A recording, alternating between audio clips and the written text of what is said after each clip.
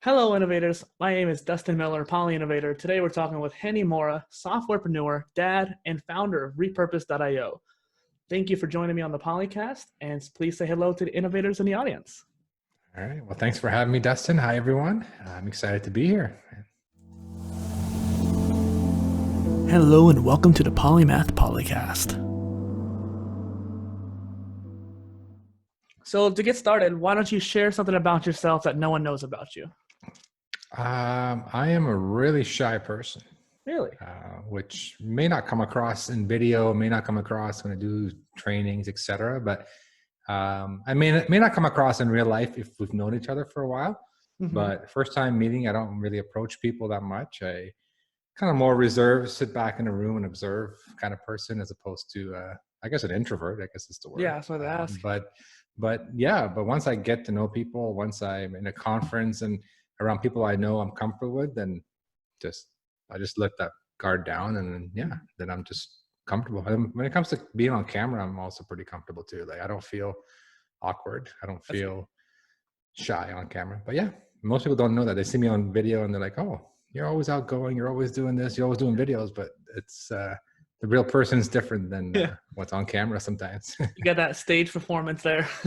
Yeah, well, on stage I get a lot nervous, but on camera it's a different story. It's weird, like live streaming, being video interviews, those kind of things. I'm very comfortable. On stage I get really nervous, like in a real life stage. Yeah, it seems like, well, with the camera you might be talking to people still, and you can share your social experience that you have, but you don't have to actually see their faces per se. True. Yeah, that's true. It could be. Maybe I've just been doing it more, right? Yeah. I've been doing live streaming, video, whatever, for many, many years, compared to on stage. I do it maybe once a year, maybe. Yeah. And I get really nervous. I haven't seen many like stuff for you being on stage. What cons, conventions, and stuff like that have you been doing? It's usually the podcasting ones that I go to. The podcast movement is the one I started going to in 2014. I spoke there a couple times. I think twice maybe. And then the what's it called? Podfest was another one I started going to. Went in March, and then I went last March as well. And I did very small, like a 1 minute talk, not even a talk, like a quick tip on stage. And even though it was a minute on stage, it was still nerve wracking. But I was beside some buddies that like friends of mine that I knew. And when you're with somebody else, it makes it more comfortable.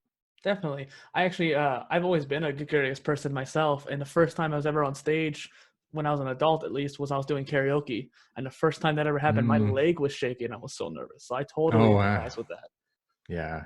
It's a different thing. I think it's one of those things that you got to practice, right? You got to practice speaking. You got to practice being on stage and doing it in front of real audience. And then you get comfortable at it.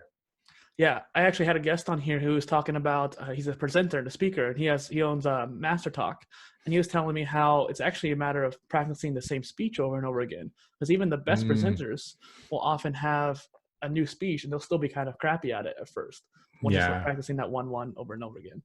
That makes sense. Actually, yeah. I mean, when I'm on video, it's usually talking about, content creation, this kind of stuff that I've been talking about all the time. So it just flows naturally. I don't have to think about it. It's just natural. So yeah, that makes a lot of sense.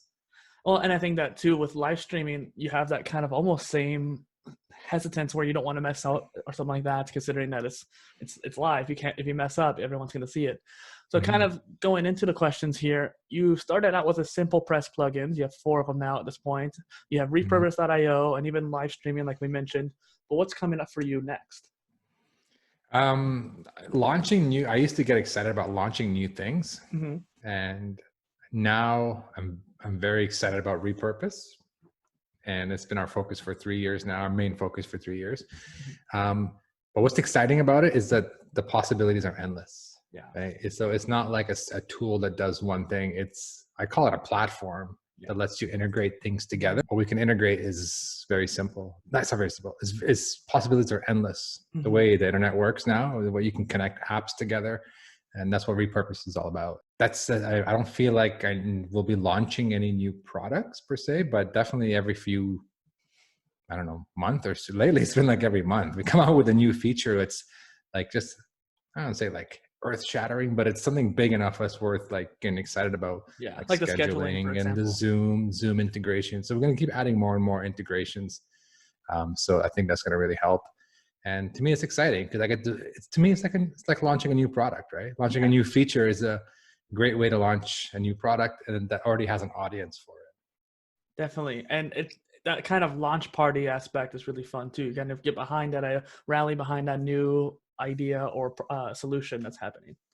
Yeah, it's exciting because it's something new, and users, you already have, when you have a lot of a decent sized user base who are loving what you're doing, you feed off that energy, right? So you release something, they get you great feedback, they're excited, and then I get more excited, and I can't wait to launch the next thing. So it's like a nice cycle to go through when you're a creator of anything, software or whatever business you're in. So what's next for Repurpose then? Right now we launched the Zoom integration. I guess it's been 3 weeks now, 2-3 weeks. We are working on a little more visual customization. So we have the ability to take a video and make it into vertical and square and burn the captions in. But right now you can't customize the look of it too much. You customize colors and stuff, but we're adding a nice visual template builder so that you can design your own templates, add your own graphics, your own logo, and then you just say go, and then it just uses that template for every single video. So, and then you can tweak it on a per video basis. So let's say you want to highlight a word red in the title. You can really customize. It's almost like Canva, but built into Repurpose. I was just literally thinking the exact same thing. Like, what if you could embed Canva or have something like that on there? That's it's a very stripped down version of Canva. I mean, it's not Canva, but it looks like Canva kind of thing. But we're going to release that in beta probably in the next couple of weeks to a few people. Like it's still a little bit rough. So yeah, you're on the list if you want. Like, we're going to invite anybody who wants to be on the list. We thought of rolling it out to everybody, but I was very nervous. Like, I think it's too early. Yeah. So it's still, still a bit rough. The tools are rough, but the end result looks good. So we need some user feedback. So yeah, definitely. I haven't done this yet in production. We've never launched a beta feature. So I'm kind of excited and also nervous on how we're going to do this, but I think it's the best way to go. Launch it to maybe 10, 20, 30, whatever, a handful of people that want to use it, that are using this feature. And I'm excited to get the feedback. Definitely. I'm happy to help with that. I actually really love the creativity aspect behind it. So I went out of my way to learn all the RGB codes to be able to put in my colors, that kind of thing. And I went into Canva, tried to make a really nice template, since that's kind of the main customization at this particular point, to be able to just have that nice background and make sure it doesn't clip with some of the stuff that Repurpose does, like the text. I actually had text clipping in one of my templates. Like, I got to go fix that. Yeah. So we're going to make that a lot easier. So we're going to start with the video to video feature. And then after that, add the templates for the audio to video as well. So yeah, I think adding more features is kind of most people think, oh, that's not exciting. But as a creator, to me, it still feels like I'm still building, right? I'm still building something. I like that feeling. I don't want to stop building, right? Yeah. As a product, as a creator type person, I love to just keep creating useful things, right? Not just for the sake of it, useful for users, what they want. Well, in Repurpose, like you said, it's more like a platform. You have a foundation to build on top of.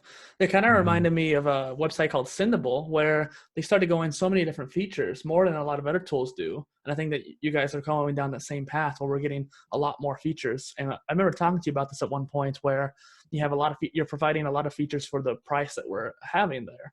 And I thought about, what if you did a services-based payment model instead of a podcaster, YouTuber kind of thing. So for example, you only get charged for the workflows or the automation flows that we have versus a specific content type.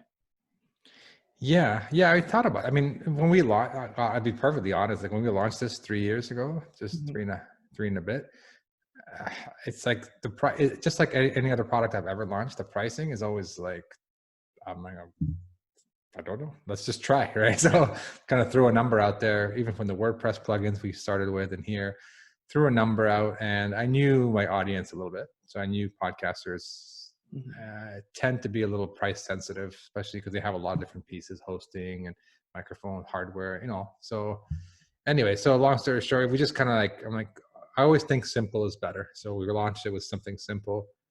We did a price increase once in 3 years. We did it, I think, in December. So yeah, it is something we're going to consider looking at, is maybe changing the way we structure things. But no matter what we do, we're always going to keep our existing users on their plans, and we're not going to increase the price. That's always been like the fair thing to do. Like, I don't know, it just makes sense, right? I don't like when you buy software and you invest in it and then all of a sudden, oh, the price just went up. Yeah. But, you know, I locked in 3 years ago. But so that's just like a personal thing that I feel is fair. And that's what we've been doing so far. Well, I think that goes into your kind of personality as well, where you try to be fair. You try to, I think we talked about beforehand too, where you're very empathetic. You want to make sure that you're creating a service that is very helpful, but also not like out of reach for everybody. Mm-hmm. Yeah, totally. Yeah. I mean, this software helps a lot of people do things who are already on tight budget for a very low monthly fee, can get a lot of content out, distributed to different platforms, things that you normally need like 1 or 2 people to do on a team, and you can do it for like 15, 20 bucks, 25 bucks a month kind of thing. So yeah, that's always been the goal, is to help more content creators get their stuff out there without spending a fortune. Well, and as a solopreneur myself, I definitely appreciate that, because I'm wanting to make sure I'm everywhere. I have that omni-channel goal, and it's hard to do it without something like this.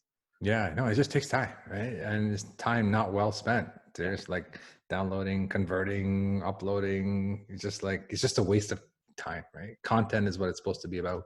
Creating the content, not uploading and doing that kind of, I guess, monkey work, I call it. Well, no, like really though, I use DaVinci Resolve as my video editor. And for my first guest I had on the show, I wanted to do micro content for him. And I found 3 clips. I managed to separate them, and I sort of found out how to render them as separate clips, but I had so many issues with it, and I wasn't able to actually create anything without having a whole bunch of issues. Just 3 little clips, 3 1-minute clips, 2-minute clips, and I couldn't do it. Whereas Repurpose, boom, I can just choose one, have it right there.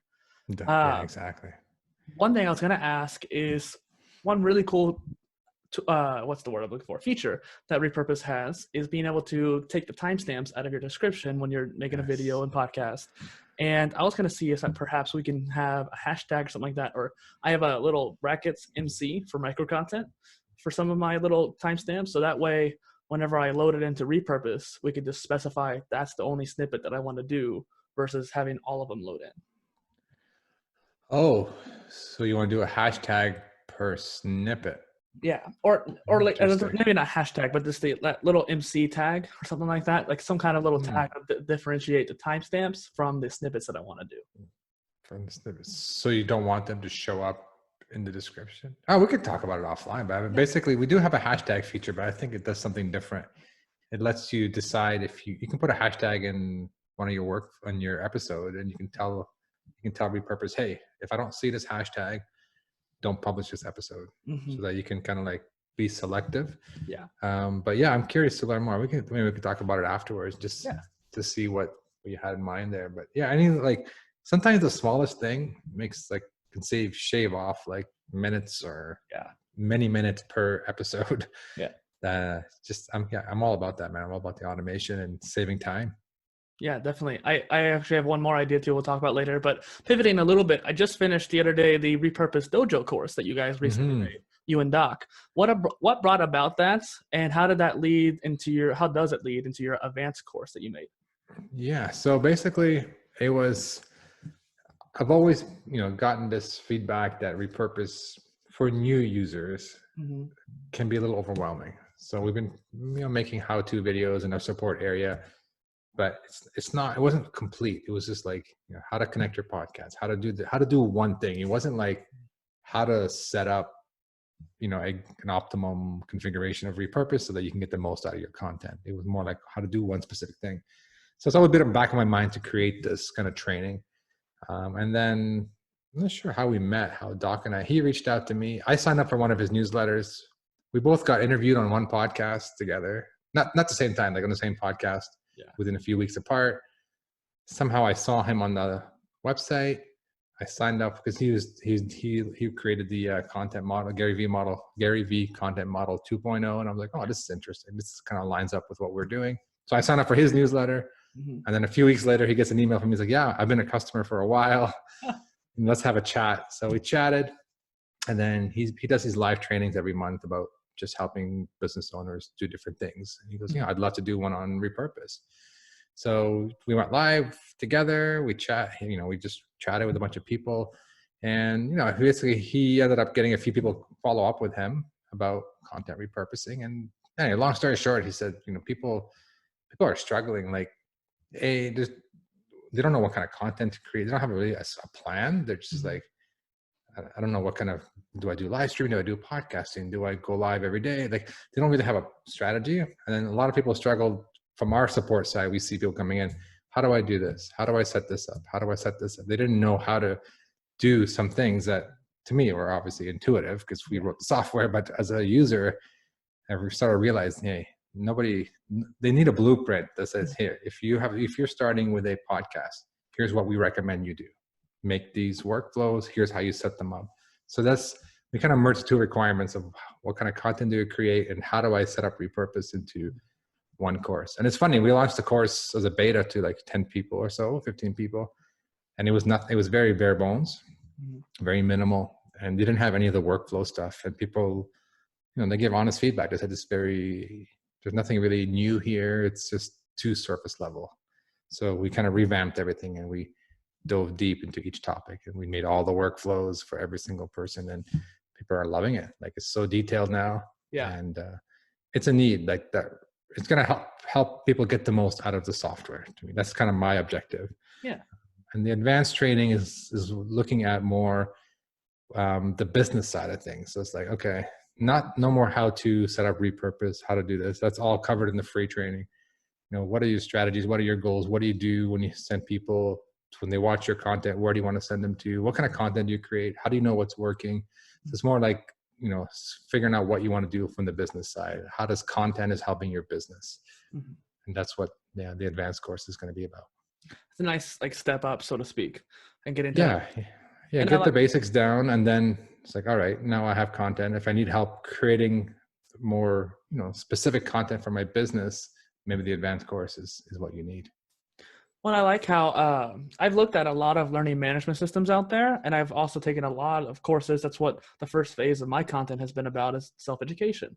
And so I've seen a lot of ways people structure their course. And you guys manage, I think, at least at this revamped version, to actually keep a nice flow of everything. You have all the sections kind of laid out, and you have the resources. That was one of the biggest things I noticed, is that resources is almost in every section there, and that helps people. Like, hey, I saw most of them, I have them bookmarked already, but I was like, if I didn't have these already, like Headliner thing might have been something, or not, something like that, some other alternative source that was really helpful that people could use. And I think that was very awesome that you put it in there. Yeah, I think we cover it in the training, and then you're focused on the videos and you're watching, and then you kind of forget, what was that tool that he showed me about, the video editing tool or whatever. Just like every module's got to get a list of resources. So yeah, definitely we try to make it as simple as possible, but also modular, so that the course is pretty long. Like, if you were to go from start to end, it's a few hours of content.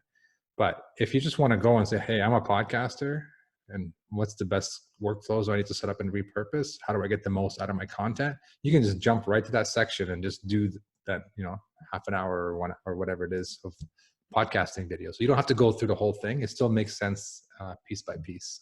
So you know what I call that, actually? That's actually something I've been creating content around. It's called skill tree based learning. So in video games, there's these skill trees you go down, and if there's a certain aspect of that skill you want to use, you choose that branch. You're going to go down that path. And I try to take that gamification idea towards education. No learning management system can quite do it just yet. Like, yours had to be obviously in one long pillar, but you could jump to that module, like you said. What I want to try to do is either help create a learning management system with it, where people can basically have them lined up like that. Like, do I want to do the podcasting tier? Do I want to do the video tier, live streaming, and then go down those branches? They're all going to have similar aspects. And then at the end, they converge to the actual final area. Yeah, that would be cool. There's actually a video platform that I purchased, I haven't used yet, that kind of does that. Not does that, but it does something like where you start watching a video and then it says, okay, you can prompt users, it'll pause. It'll say, do you want to learn more about podcasting, live streaming, or let's say video creation? You click that, then you follow that series of videos. So it's not like a learning platform. It's more like a video platform, I guess. Like you can post your videos on it, but it's interactive video. It's called interactive video, I think. Yeah. So you click on it and it'll load the next video and then it'll take you down this chain. So I thought about using that. I gave it to the team to look at. They said it was a little bit complicated to set up. So I think we will at some point, but right now at least the course is kind of it's organized in a way that's still modular enough. It was like I said, it was organized really well. Like I've seen plenty of courses with this level of knowledge that have not been organized well, and you guys managed to keep it nice and condensed and concise with areas that it needs to be. You might have to show me that tool later. Yeah, I think it was called Interact. I'll find it anyway. I'll send you the link. I bought it. I bought a license, and then I played with it. Then I gave it to my team to play more, and then we kind of said, okay, let's put this on hold for now. So pivoting a little bit, I didn't know this before, but you created an Alexa skill for Repurpose. So what does it do? I don't know. Well, to be honest with you, that was more of a test. Okay. We were looking to integrate. Well, we're still on our roadmap. It just kind of priorities changed with one of the companies that do Alexa skills, and they had an API, and we were working with them to develop basically an integration so you can push out Alexa skills through this service. It was called, I think, effect.co, EFFC. Is that a weird spelling? EFFCT or something like that. Effect.co. Yeah, the conversation kind of fell apart. It's mostly my fault. Our priorities changed. We started doing the integration, and then we just said, okay, let's postpone this, and then what would it do? Got back to it. It's basically like a mini podcast. Okay. So they have a platform where you can basically upload little audios, and they will become Alexa skills. Yeah, the flash briefing. The flash briefings or something. Yeah, I don't know this technology too well. Yeah. There's a lot of talk about it about a year ago in the podcasting space. Now I don't hear much about it. But basically, it's supposed to be like short little mini clips of audio that are like people can ask their Alexa, hey, can I hear today's briefings? And if you're subscribed to, Repurpose, you would get today's briefings read to you through Alexa or played through Alexa. Anyway, long story short, we never finished the integration, but it is something that some podcast hosts do offer. Yeah. So if you have, I think if you have a Libsyn account, for example, I know they offer, you can make a podcast or you can make an Alexa or flash briefing type. They're very similar conceptually. Well, and what's interesting is that I actually tried to make my own for not necessarily just my podcast, but for my blogs. So I use a tool called speechkit.io, which allows my blog post to be, what's the word I'm looking for? Read over by an AI voice, like a Siri voice, so to speak. And then it basically makes a podcast audio, not the greatest sounding, like our natural conversation, but it's not actually that bad. They got really good voices. And so the people can actually listen to my blog post. And then they have an output, kind of like how Repurpose has these outputs where you can send it out to an Alexa voice. I haven't gotten around to doing that yet, but nice. That was interesting. That's cool. Yeah. That's cool. Yeah. I mean, it's something that a lot of podcasters talked about, I want to say like a year or two ago. So we started looking into it, and then, I don't know, it just kind of like, I don't want to say it faded away. It's still there. It's still valuable. It's just, there was bigger things. We didn't have the captioning server. We didn't have the video caption. There's a lot of bigger things that we were working on that said, hey, this can help more people. And it's always about how many people will be using this feature. And that's how we kind of decide what to work on. And it's tough, man. I want to do everything, but did you see it as a output for users like me to actually send our podcast through it? Yeah, you would basically make little clips, and then you would send them to basically to your flash briefings. So from Repurpose, you can take a video, make little snips, convert them to audio as clips, and then send them to as briefings. So cool, yeah. It definitely makes sense. I just didn't feel like a lot of people were asking for, or even knew what flash briefings were. Yeah. So that was the thing. It's like we kind of slowed down that development, and then it came to a stop, and we moved on to the video captions. And there's a lot of bigger things that can help more people. Well, and I've tried developing my own Alexa skill, and that was like they have blueprints for it, but it was kind of a hellish process. And then on top of that, the support, their Amazon Blueprint support area led to the Amazon Echo. Sorry if I send someone's Echo off, but basically made their support to the technology, not towards the software. And so it just didn't get to the wrong place. And so I never got any help for it. But pivoting a little bit, when I was doing the research phase before doing this podcast episode, I always try to do some deep dives into these people that I talk to, like yourself. And I know you were on podcasts before. I've seen you online around. I didn't notice like how extensive, how many shows you had been on. So what was some of the takeaways you got from all that? Well, before we talk about takeaways, I mean, I'm very fortunate. And I didn't realize this until like probably a couple of years later, but my customers are podcasters. Like before I launched Repurpose, we had one of our the biggest plugin we have is called Simple Podcast Press. It's a podcasting plugin. It's been like 3-4 years. It's been, I think 4 or 5 years ago we launched it. Anyway, so when that launched, it was unique at the time. One of the first ones to do what it does. Probably one of the few ones that still does what it does.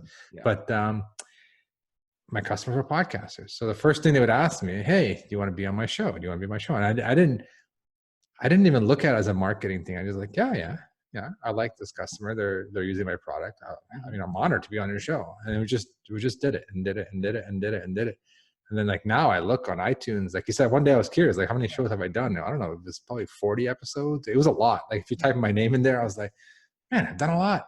But I guess the takeaways are like, this content lives a long time, right? So I've done this 5 years ago and there's still people finding my episodes from 5 years ago, right? So it's a great way to do marketing.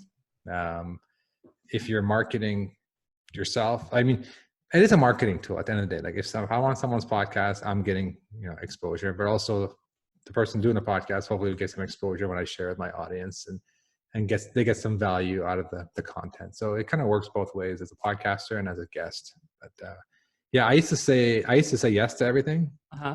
And then it got to a point where it was like really busy. Like we got more and more customers and more like repurposed users. And it's just like, it got to a point where, I didn't say no. I said no to a few people whose podcasts are completely not even related to but most people I said yes to, and I enjoy it. Like it's a great way to meet customers and meet people. And it's, it became easy for me. I was so nervous the first time around. Like, what am I going to say? I'd write all my dates down, 2013, we released this. And now it's just like, just go off the top of my head. It's like about 5 years, 6 years, and just trying to, you say it enough times that you kind of have your content in your head, like the dates and what products you launch. And now I treat it as a conversation, like not about preparing and scripting. It's all about, all right, let's just have a conversation. I think there's more value that way. Definitely. That's why I try to keep these free form episodes where I actually, one of my goals was with you is to try to find some questions that people haven't asked you before. So it seemed like there was a lot of repetition with a lot of those, especially when you were launching Repurpose. That's obviously like a good reason to actually talk about it a lot. But I wanted to say, if someone finds you on that long list of podcasts you've been on, like, oh, this one looks interesting. Oh, this one's completely different than all the other ones I heard. Awesome. Yeah, it's true. I mean, some people, you end up just the truth, or you end up saying the same things over and over again. Like, especially we talk about the history of what software you launch and stuff. So yeah, I'm glad that, like, I always tell people, like off the bat, like you and I talk, just let's just go with the flow, let the conversation go, and we'll go with whatever angle it goes with. I know you have some things in mind, and I have some things in mind, but we'll just let the conversation flow. Definitely. And if there's anything in mind that you want to talk about too, let me know. But what got you into your love for building software? Oh man. Well, it was actually a love for video, to be honest with you. I was always a video guy even as a kid. Like I would be the guy when we all had these like little dinky cameras and we all go out and do something. Everyone would record with their, you can record, a few clips of videos. So we all had our cameras, my cousins and I, my brother, would go do something.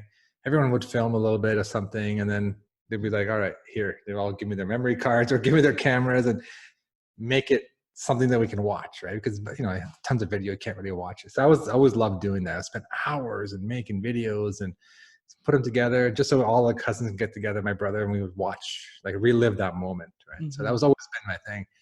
And then, I went to school. I'm an engineer, a computer engineer. And I just like, one day I just sat there, I'm like, man, I love video. I like software. I have a tool called software that allows me to build things, right? Why don't I build a video software? And I was just like, oh my God, this is it. Like, that was like my moment. I didn't know what the software was. I didn't know anything. I just knew it had to be a software, it had to be video. And I mean, creating video was already an outlet for creativity, which I liked. Yeah. And software was my tool for building things. I really got into building things as opposed to creative video. Like I really enjoyed making tools that help people. And that's how, when I made a video, my first WordPress plugin was a video for YouTube. It takes YouTube videos, puts them on your blog. And I was like, man, this is the coolest thing. It's fully automated. It's awesome. I was so excited. Yeah. And but honestly, the feedback is what really drove me to keep going. Yeah, when you got the I, live streaming one and now the reviews ones too. yeah, like I thought I was like building this tool for myself. Like, hey, I love it. I'm so excited. And I shared it with a few people and they're like, oh my God, this is brilliant. Man, this is awesome. And then I feed off that energy. And like, I think a lot of creative people do, like people who build things, they build things for themselves or at least to solve a problem they're experiencing. And then when they get feedback from others, you're like, man, this is really worth it. Like, I don't think, oh, how much money can I make with this idea? I just think, how many people can I help? And also, do I enjoy building this thing? And will I enjoy building it for the next couple of years? And that's what really drives me. And I'm driven by feedback, like from users, right? It seems that you found your purpose in a way, or even a better word to be Ikigai. So like your reason for being. Yeah, I like helping people. I think we talked about it before when we started this podcast. And then now I'm building tools that help people, and then it helps. And I'm always a big geek of automation. Like I like to automate things. So it's like the perfect blend. And I love video, so it's like the perfect blend of everything into what I'm doing now with, with Repurpose and on all the software we're doing now. There's a quote on Repurpose where there was this entrepreneur who said that, like, when I saw your website, I was giddy as a child. And the funny thing was, I thought the same Seriously? thing. Yeah. I was like, oh I my get God, that. yes. I get that a lot. It's like, people like, where have you been? I've heard it a lot, not now, but when we first launched, like, man, where were you all my life? Like I needed this a long time ago. Right. So that just drives me. Like it gets me excited when I hear feedback like that. Right. Well, and it's interesting that like your love for automation, I think, is also for me as well. I love it as well. And I keep trying to find a way to not automate everything, but to get everything that I don't need to do. Like I don't need to automatically make snippets. I need to choose which snippets to go from, so I can go in there manually on Repurpose and make them. But I don't want to sit there and have to actually process them and render them on my computer when I have time to be focused on creating more content or something like that, especially as someone who's doing it by myself. And then on top of that, I want to be able to automate maybe email marketing or how my campaigns. Like I want to have real engagement with my campaigns. I want to be focusing on talking to people and connecting with people, maybe creating some like unique text and copy with videos. But for the actual sharing the links, let me automate that so I can focus on doing the actual important stuff. Yeah. And actually, I think you brought this up before, and lately it's becoming a high request, is that people are like, man, you need to integrate with Zapier. Like people I mean, they're not saying that, but this is how I'm interpreting it. It's like, oh, I need you to do this and to help me, connect after I post to YouTube my clip or to Twitter. I want to share that out.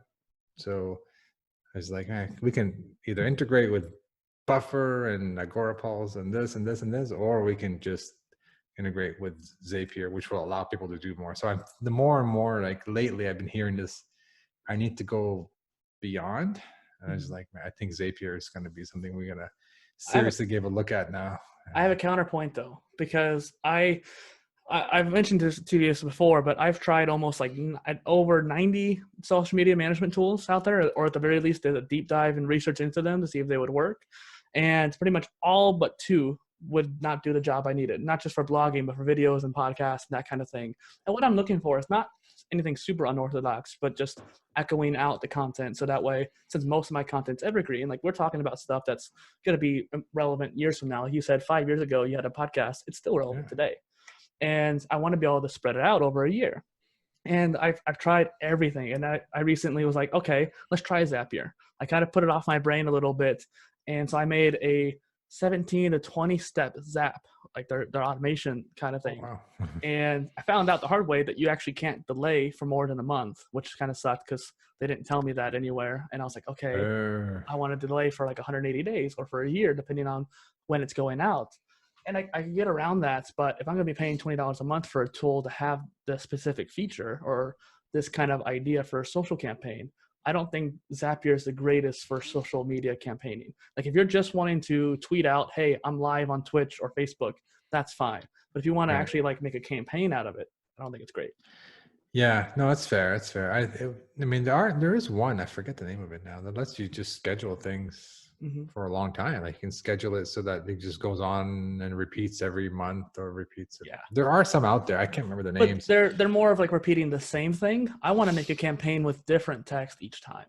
Or at least different copy, like. Interesting. Yeah. So like last week I sent out this episode, and then about a month ago I sent out this episode, or like yesterday, like specificity. Oh, I That way see. it's not like Interesting. this carbon copy.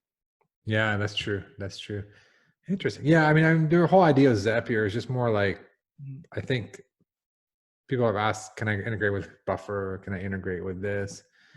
And it's just like, I mean, it's to do a single integration takes us like a month or a few weeks to figure it all out and figure out how to do it. So I think at least giving a Zapier option so that you can go and connect it to whatever you want. Maybe I haven't decided 100%, but that's something on my mind lately. Well, That would help people go one step beyond into their social media tools. So Repurpose will get the video on that platform, but if you want to share links and graphics and stuff, you would hook that up through Zapier. yeah, I think that Zapier as a middleman will be great with Repurpose because, for example, CoSchedule is one of the few ones I actually got to work well. And so, but I had to use Zapier to send out like, hey, when I get a new video or new podcast, send that to CoSchedule because it only really mainly did the blog with CoSchedule. But what I could do is Repurpose is as the source instead of like a YouTube video or something like that. So I want to send out the snippet, and anytime there's a new snippet, I can have Zapier send it to CoSchedule and make a micro campaign. Like I want to share the snippet twice or something like that. That'd be kind of cool. Yeah, that's what I'm thinking. Like, it just gives more people flexibility. Again, it's not something we haven't started yet. Lately I've been feeling like this is something, the direction we should be going. I always looked at us as we are the same type of platform like Zapier, but in reality, I mean, we are, but in reality, we're focused on certain types of content. They have more integrations into different types of apps. So I think there's no harm. I think it'd be a lot of value in connecting the two together. Yeah, definitely. Really open up a whole world of possibilities. Yeah. So one thing I really like going around is talking about the future. So where do you think the future of audio or video or live streaming, even because you're good at all three, where do you think those areas are going to evolve in the next coming years? I mean, for me, I feel like live streaming is becoming the norm, right? Not becoming the norm. It's becoming more normal. And I think it'll become the norm. Like, just people like real stuff. Like, this is it. And we're live, we're doing it. There's no editing. It's just great. And I think, to me, I like that personally, because as a video creator, I know I take 100 takes to get the shot right, at least right enough that I'm happy with it. Live streaming, you're done. You say it, you do it, you're done, right? So I think live streaming is going to keep growing. Like, LinkedIn and other platforms are doing, almost everyone's doing live streaming now, available on their platform. So yeah, I think live streaming is going to be the thing. Audio is never going to go away. Like, I think audio was so underrated way back 10 years ago, but now it's like with devices like phones and stuff, everybody going out for a walk, walking their dog, at the gym, it's way easier to consume audio than to, play a video or stream a video. So audio is always going to be there. And video is always video. Like, video is never, I don't know, I've been doing this video stuff for how many years? At least 10 years. And it's just hasn't changed. Like, it just, there's just more and more. I thought the demand for video will go down. Oh, it's only a fad. No, it's just everybody's saying video is the video, and it's more people are doing video, and you need to do video. That's the bottom line. Like live streaming seems like the next step beyond video. And like you said, you don't really like having to do all the editing and all the after steps of doing it. Live streaming kind of gets rid of that need for it, at least currently. Maybe 10 years from now or something like that, there might be a need to actually have to edit your live streams afterwards. I don't know what societal norms will be then. What evolution do you think the media will take, the medium, I guess you could say? So what's next after live streaming, do you think? Yeah. Good question. I don't know. I'm kind of caught up in my world of, like, how do we connect all the audio and video and podcasting and stuff all together and automate things?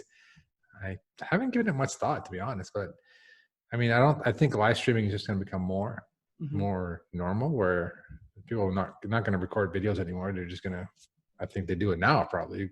If you're out there, you see something nice, you just go live and say, hey, let me share this with the world. So yeah, what's next? I don't know. I figure, like, it kind of worries me, like, what's going to be next, like virtual reality, augmented reality. I don't know. But I mean, the bottom line is this: it's got to be some kind of content that people want to consume, right? It's always about people want to consume content. And reality is becoming, like, reality TV type things that's why I look at live. Live is a way of just seeing the real deal, as opposed to this Hollywood style edited video. So people like that now. People want real. They want to see what's really going on behind the scenes, or or just what this person's really about. You can't fake it too much when you're live. Right? So it's just, no, I think live is just going to become more, yeah. I mean, there's filters now. You can put a mask on and all, all these like things, but no, I mean, yeah, I think live is not going away. I think live is just going to grow. Videos obviously going to be there. And to me, there's always a spot for audio. It's always been for years, and now it's just so easy. Google, all the platforms are going into audio, making it easy to consume podcasts. Yeah, so. Definitely. Well, you have that interdisciplinary brain, and that's why I wanted to pick it to see what you might think what the future will hold. And I think that's a good point too, that live streaming still in its infancy. It's been around for a bit, and people could have done it a while back, especially on live TV and that kind of thing, but it's more open to people.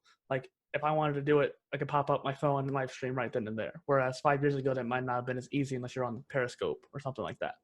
So I wanted to kind of pick your multi-talented brain. And speaking of being a multi-talented individual, how did you accomplish all of your learning for all these creative skills? Like you practiced a lot, but how did you learn how to do all this? To me, I mean, I've been blessed that technology is not an issue for me, meaning like, especially lately, I feel like, I don't know, maybe because I've been doing software now, like a lot of software in the past 7 years. When I look at something, I always look at it from the developer's perspective. Like, what was the developer thinking when he wrote this code? So like, I figured things out. They're intuitive to me because that's how I would design, this app to do whatever it's doing, whatever it is that it is, right? So I always look at it like, my wife's like, how did you know it did that? I'm like, well, it's got 2 buttons. If I hold the button, I can either press the button or I can hold the button, or I can tap it twice. Like, there's only certain things that you can program, right? So anyway, I think the fact that I'm technical and software developer, I mean, I don't develop a lot of code now, but I'm very software developed, growing up and trained and going to school for that. I think I see things from that angle. So to me, everything is like, okay, what's the algorithm behind this thing? How does it work? Like, that's how my brain is. It says to break it down. How does it work? Yeah, I mean, in terms of like the business side and in terms of creating the plugins and creating repurpose software, I mean, I know my limits. I'm not the best programmer. So, I build a team around me, and I think that's very important. Right? So I didn't try the plugins. I didn't code. You hired out. Got like a Google Docs, and I like mapped out building blocks. I read the APIs. I know how to read APIs. I love reading APIs. I'm such a geek, but I read APIs and like, oh, I can do this. I can do that. So I can see what's possible. And then I map it out, and then I work with the developer to make it come to life. And then I revisit it from a user's perspective. Okay, does this really flow well? Oh, no, we need to change this. So I like the technical stuff. I don't like implementing it. So I get help there. And then I would look at it from the customer side and be a user and say, okay, you know what? I don't like this. So we should change, be more intuitive if we did this and this. So yeah, I mean, I don't know if I answered your question, but I kind of figured it out as I go along. And then whatever I don't know about, I go either research or get someone to help me, because you can't, I mean, you know what you know, and like, enough to get things done. But that's my personal, I know enough to get things done, but I know that if someone can take care of this piece and I can take care of this piece, it will be done much faster. Yeah, well, the way I'm kind of reading what you said there is that you have that creativity drive. You want to be creative to take this software and put it out to people to be able to use. And you had that middle area where you didn't necessarily want to spend your time on doing that. You wanted to expedite that so you could focus on those 2 dualities there, focus on the creativity and creating so that you could help other people. And I think that's a theme that we talked about today as well. That's awesome. Yeah. It's like the how things work on the inside.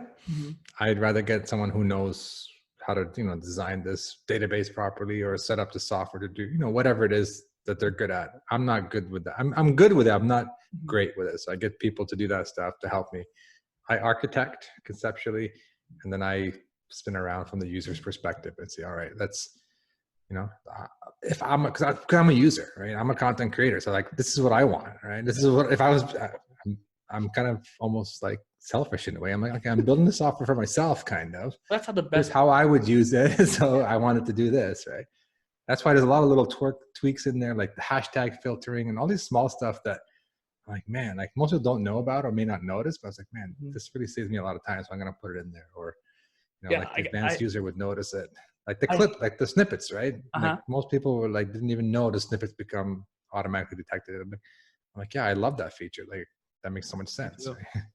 Well, and like I never actually really use that hashtag tool, but I know that if I ever needed to, it's there, and it's a super like awesome thing. And I resonate with you quite a bit about the whole creating and wanting to skip that middle part where get someone else to do it so that you could do the final aspect. That's how I feel about social media marketing. Actually, I really like being the architect and strategizing what's the best way of going about it. I've done countless deep dives into all the areas and nuances of like when should I post? What platform should I post on? How should I interact with this particular group? Because every platform has different audiences. You want to make sure you cater to those. And then I also want to talk about, like I said earlier, engaging with those people. After I post it, if they say something, I want to be there and talk to them. But the actual act of scheduling and posting out those posts, I don't like doing. And so it's funny how it's the same kind of mentality there. Yeah, absolutely. Yeah, you got to work on what's important, right? That's the creative part, the upfront part, and then, like I said, in terms of content, the engagement part. Like, you don't want to post and then just, people are commenting, people are asking questions, you don't want to respond, and that you're killing all your efforts of posting and creating by not responding to people. Yeah.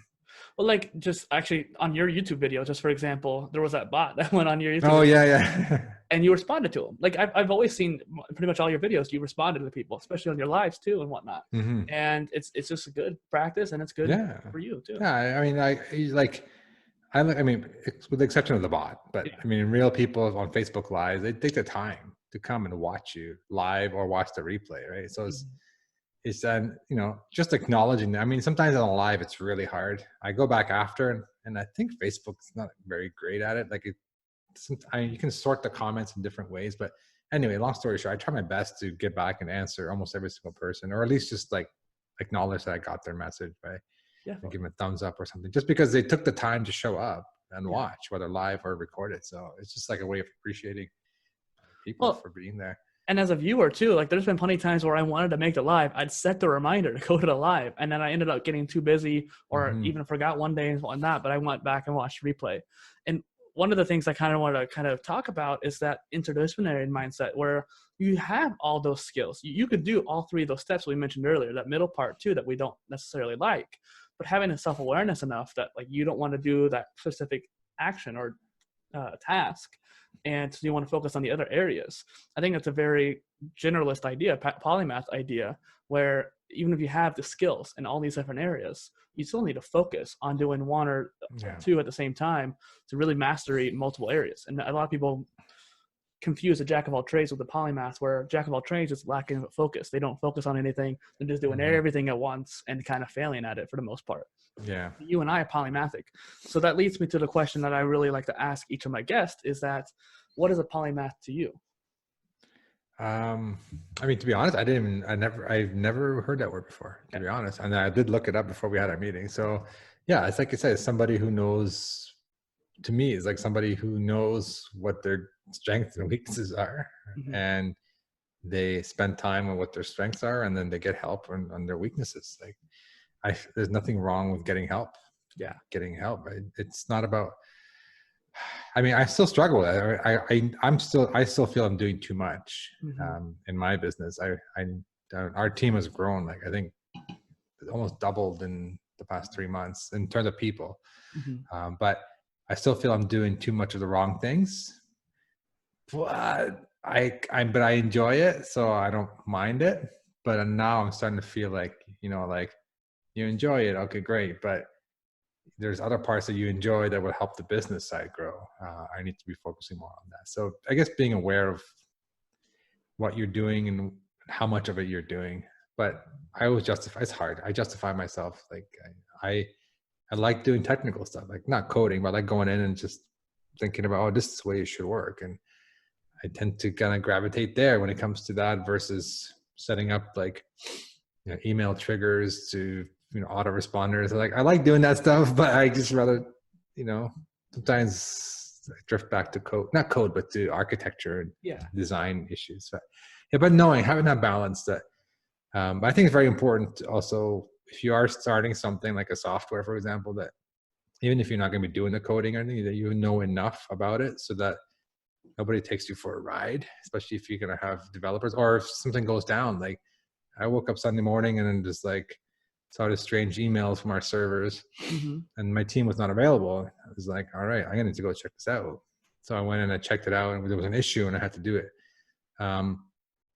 Just because I knew enough to do it. I mean, you can't just say, hey, hand it off to somebody if you don't know what you're doing. So you have to know it enough, and then let them take it to the next level and dive deeper into it. But you need to know enough. You can't completely outsource that, or not outsource, but like delegate that to somebody. Yeah. You need to have some kind of level of awareness. Technical knowledge in a way too. You have to have some, yeah, exactly, some level of technical knowledge. So if something goes wrong on a Sunday, in my case, I mean, we're a software business. Something goes wrong on a Sunday, I know what to do. At least the bare minimum is how to restart the server, how to check this, how to check that. You know, I wonder if I was trying to use the tool, then I was like having hard time, like for some reason it wasn't syncing or something like that. Yeah, that was what's today? Jeez. Yeah, I think that was the issue that happened on Sunday morning, or was it on Monday or yesterday? Something happened yesterday and something happened on Sunday. So you guys got to too. Yeah, I mean, sometimes actually somebody messaged me.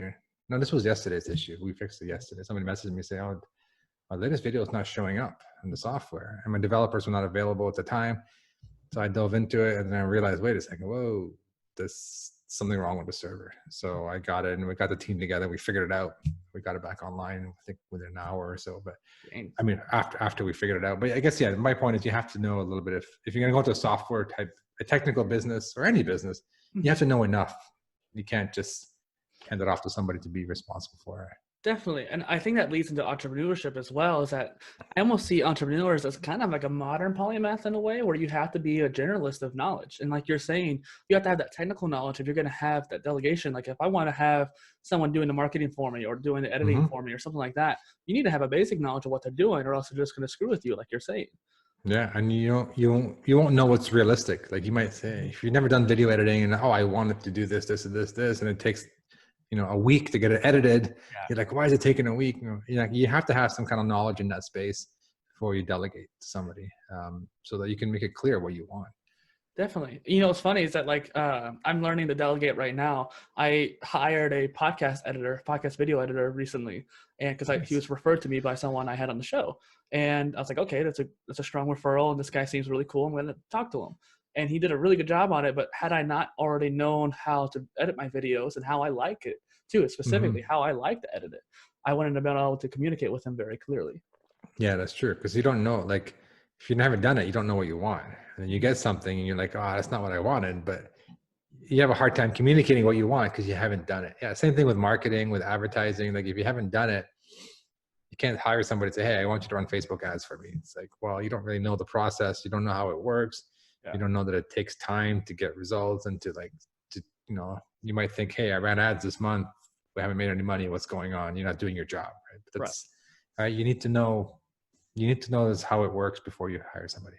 Yeah, I think that's a big takeaway. I mean, my first software we launched, I didn't do that. Like I just hired somebody, wasn't getting results for like a month or a few months. And I kept them going. I already paid them up front for part of the work. And I was like, man, what the heck? That's how I learned that lesson. I mean, now I think about it, that's probably how I learned that lesson, is like, cause I ended up losing a few $1,000s and got nothing. Yeah. And lost like a few months of time. I was like, oh man. And I didn't know how to do anything. But then the next guy I hired, we broke it down to smaller tasks. He was delivering to me. I was reviewing, I was understanding a little bit more how it works so that I can make suggestions, and it went a lot better. But I think one of the podcasts I was listening to, you said 3 weeks, after 3 weeks of like not really anything, you got like 1% done or something like that. Yeah. Like in the beginning, yeah, it was like, I was like frustrated. I was like, man, like every time was an excuse. Oh, my something. Oh, next week I'll give you, and then I wasn't seeing anything, not even pieces. I was like, but I think I take responsibility too, because I just said, here's the requirements. Go build this product. That's what I did. I was like, build this whole product, instead of saying, you know what, I want you to build this piece, connect this to this. Okay, now you got this working. Let's build this piece. That's what I did with the other developer, who's still on my team now, like 7 years later. Nice. So I do take responsibility for the project. You can't blame the other person 100%.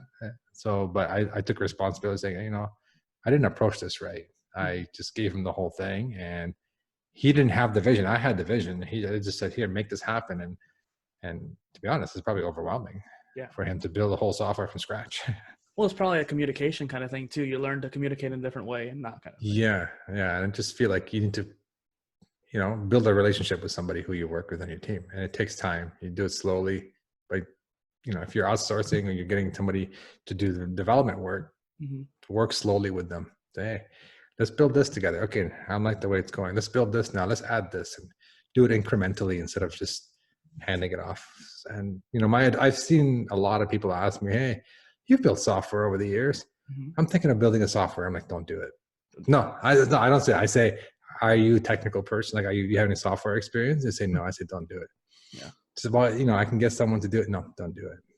I don't recommend you do it, just because it's a lot of like blood, sweat, and tears of, A, getting someone to work with you properly, and then B, like maintaining it. Like, I'm still in there sometimes. Like I said, the server goes down, I still got to deal with it. If you have no idea how to do that, you can't rely 100% on other people on your team. So you need to have that level of comfort. So if you're thinking of starting a software, don't do it unless you're unless you have enough software experience that you're comfortable with it. That's my advice. So actually, one second. The garage door is going. Can you hear? I'm curious. You hear vibrating? Not really. There is construction going outside my house. I'll have to cut this out. Okay. Still recording there, but no. Yeah. So I didn't hear it too much. I think that we hear it so loudly that the microphones don't pick it up, but we think that. Yeah. No, I think like the garage is like literally like right. I'm sitting on top of the garage, like the room above the garage. So I feel like it's vibrating, but that's good. If you can't hear it, that's great. Do you hear the machine backing up? Nope. Perfect. See, that's awesome. That's a good learning experience for us both there. All right. So going back into it.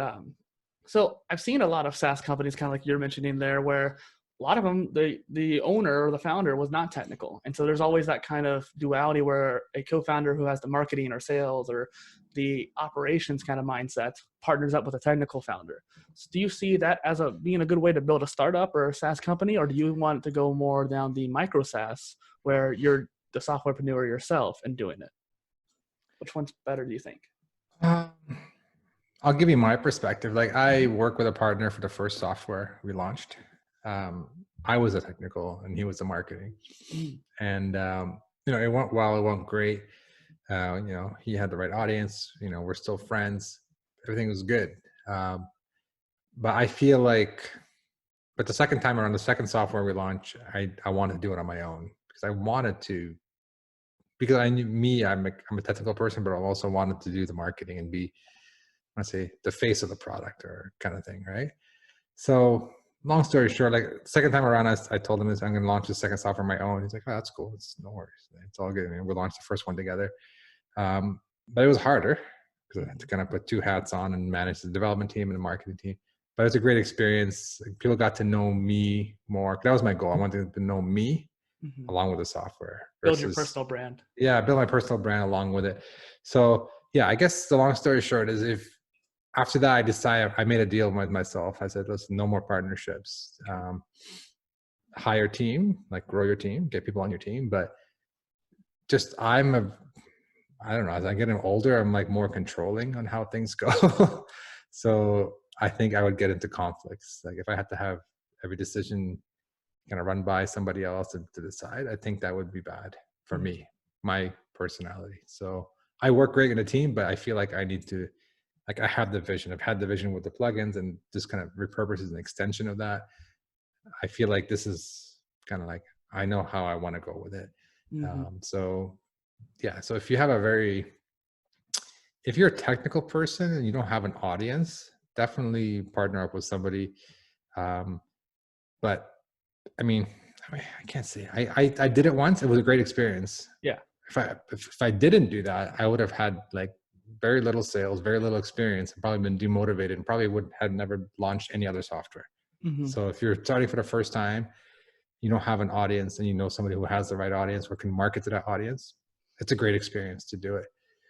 But I think afterwards, once you get comfortable, I think at least my path I took, I want to build my own brand with the software. So I went kind of solo.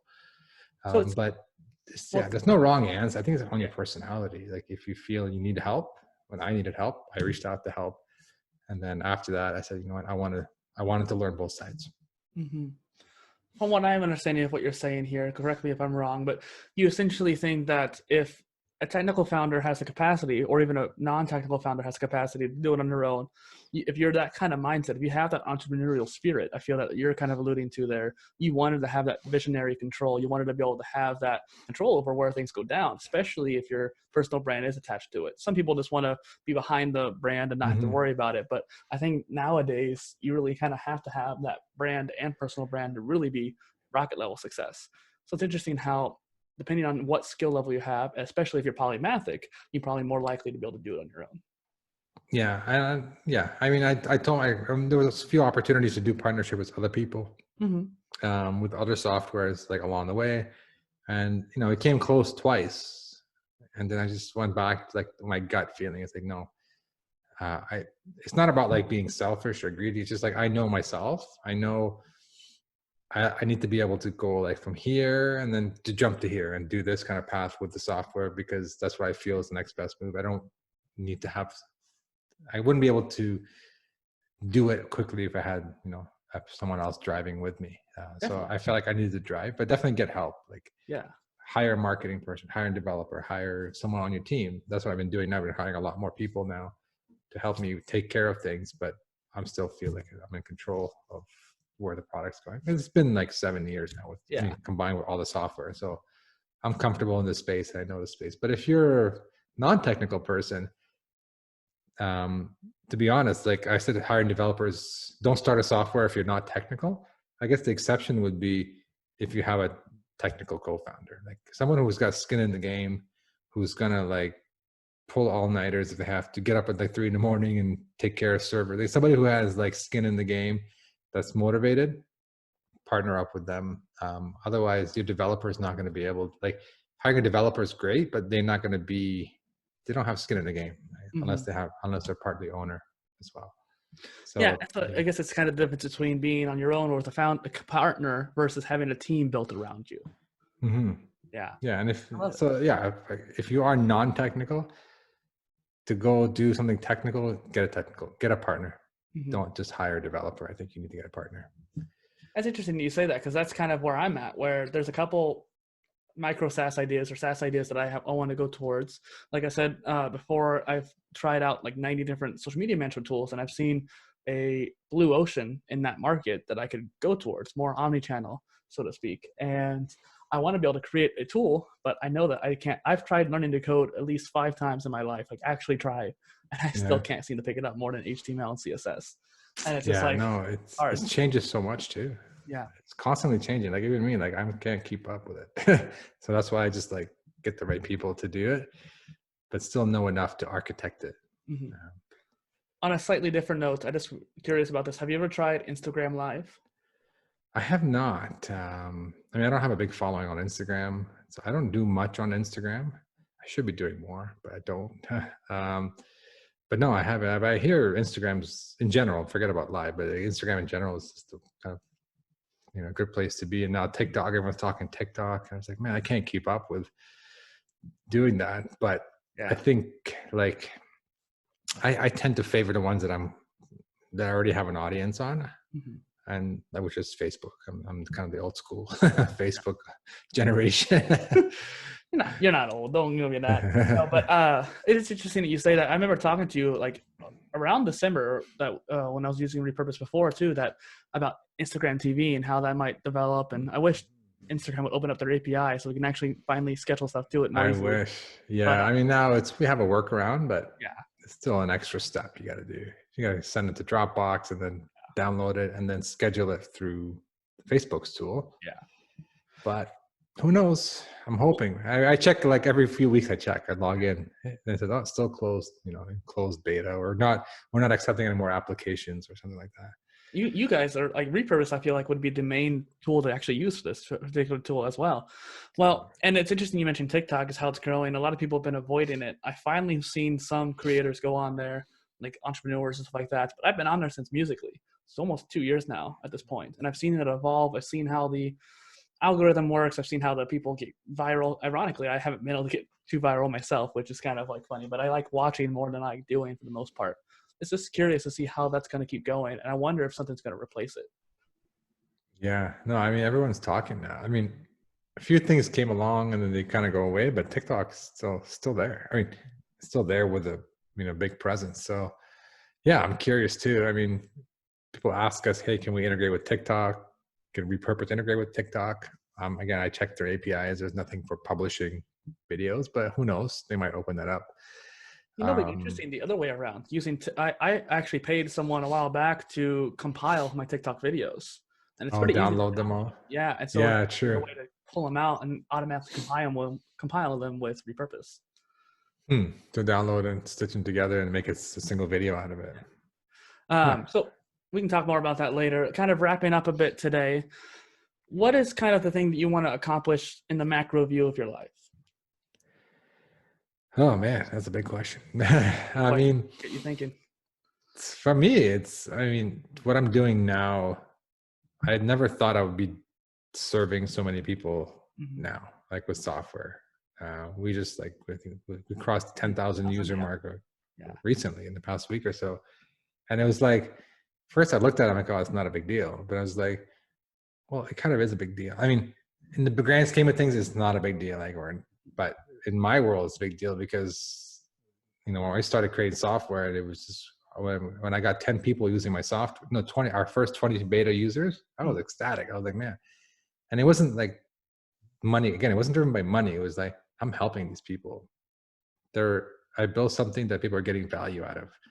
And that stuck with me. Like that was been my motivator from the time we first launched our first software. And then we got our first 100 customers. I'm like, oh my God, it's 100 people that paid money for this. Yeah. This is crazy, right? Now we're like, with the plugins in here, we're like, over 10,000, 20, I don't know, 15,000 people using our software. And it's mind blowing because like I'm helping that many people. That's how I look at it. Like I'm making an impact one way or another. I'm making an impact in that many people's lives, helping them do something a little bit easier and saving them a little bit of time, a little bit of money.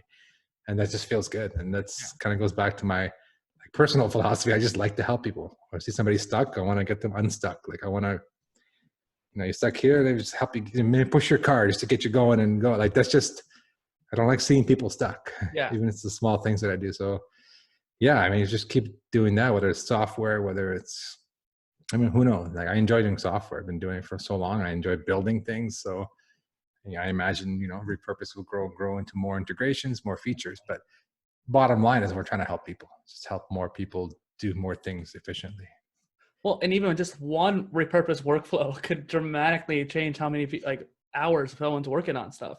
Yeah. Just like, for example, there's one that I use. There's only one I set to auto, and that's my Facebook videos to YouTube channel. I cross post, and it just saves me so much time uploading. I tell you what, there's just that one thing, and then I have probably 18 other workflows below it too.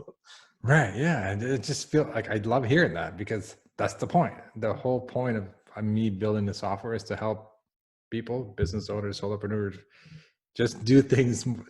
Don't waste time doing stuff and doing things more efficiently, and ultimately getting more results for their business, getting their content out there, and having more time to spend on their business, not on spending money on VAs and stuff like that, where they can automate using our software. That's saved me from doing that too. What do you think should be our call to action for the audience today? I mean, if you're creating content, everything, check out Repurpose. We have a free trial kind of thing. In terms of if you're a creator type, you want to build something, you're thinking of building something, you won't know where it's going to go right away. You won't have a plan, right? You kind of focus on something small and then just execute something. Because once you learn from that experience, you will either pivot this way or pivot this way and then take the next step. So yeah, so just take that first step. I guess if I'm looking for advice or anything from one creator to another, just take the first, whether you're creating content or whether you're building an app, software, or whether you're thinking of starting a service, just start it. Just keep it as simple as possible. Don't worry about pricing. Don't worry about, just go with your gut feel. Just all right, throw up a page. It's $29 a month if you want my services for whatever. Yeah. And just put it out there. Like you won't know until you put something out there and get feedback, whether it's something you're building, content, services, whatever it is. So just take that first step. I love it. I started doing that on Reddit recently too. It's one of the things that's been really helpful. So this has been great with Hani. I love having you on here, Hani. And it's just, I wanted to mention, because this makes me so excited, that's why I'm stuttering right here, is that Repurpose.io, create once, publish everywhere, right? This is one of the one tools that I've actually gone out and shared my affiliate link in the description here for people on the podcast. If you use it, not only will you get a great benefit and access to an awesome automation and distribution tool, but you'll also be supporting the show. And I just wanted to mention that, like, it's the one thing that I want to have on here first, or I actually want to share it with people, and that's the one that I stand behind. Hey, I appreciate that. That's awesome news. I love hearing that. Thank you so much. Where can people find you online? Probably the best place to start is just hanimourra.com. It's just basically one single page about me, and it's got a link to my blog, my Facebook, and Twitter, and all that stuff. And yeah, I'd love to connect and learn more from, just hear from people, hear from the audience. I'll make sure I have those links in the description below. Thank you for coming on. I appreciate it. My pleasure. Thanks for having me here.